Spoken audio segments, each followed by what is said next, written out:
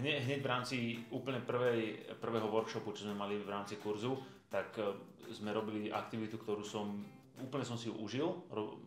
Nechcem úplne pokaziť to prekvapenie pre ďalších účastníkov. Vďaka tomu zážitku to bolo niečo úplne iné a ja som hneď od prvého kurzu pochopil, že že toto bude o niečom, ale úplne inom.